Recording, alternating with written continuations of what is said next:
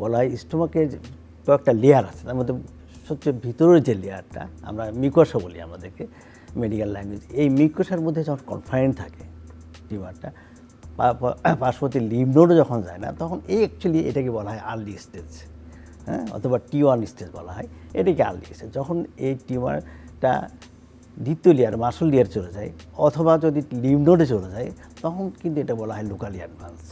এই locally advance আবার যদি এই লিম্ফ নোড থেকে যখন লিভারে চলে যায় অথবা ফুসফুসে চলে যায় অথবা শরীরের অন্য কোথাও অঙ্গে চলে যায় অথবা এই লিম্ফ নোডে চলে যায় অথবা নাভির কাছে আবার চলে আসে অথবা পেলভিসের দিকে চলে যায়, তখন এটা বলা হয় অ্যাডভান্স স্টেজ 4 ডিজিজ।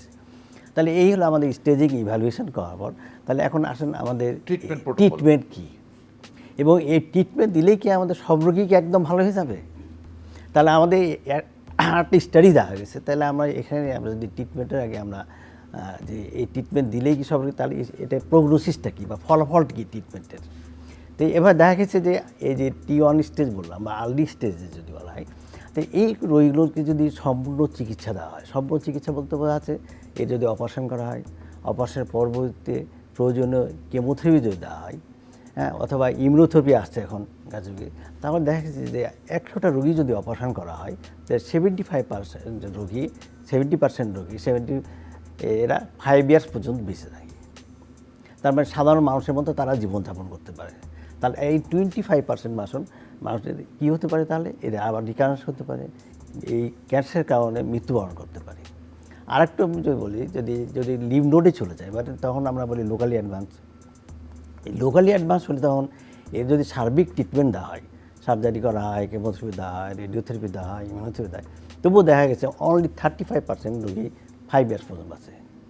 আর যেগুলো আরও দূরবর্তী চলে যায় আমরা স্টেজ 4 ডিজিজ বলি, এদের যে সার্বিক যে সকল প্রকার যে অ্যাভেলেবল চিকিৎসাগুলো আছে, দেখা যাচ্ছে 4 to 5% লোক মাত্র 5 ইয়ার্স বাঁচে। তাহলে আমাদের এই ট্রিটমেন্টের আগেই যে জিনিসটা হচ্ছে এই প্রোগ্নোসিসের জন্য ভালো বা চিকিৎসা রোগী ভালোর জন্য, সেটা হচ্ছে আর্লি ডিটেকশান।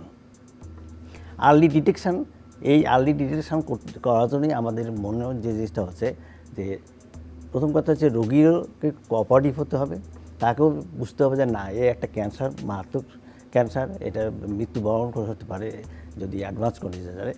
তারপর আমি মনে করি যে 40 বছর যাদের বয়স হয়েছে তাদের প্রতি 2 বছর পর একটা এন্ডোস্কোপি এক্সামিনেশন করা উচিত।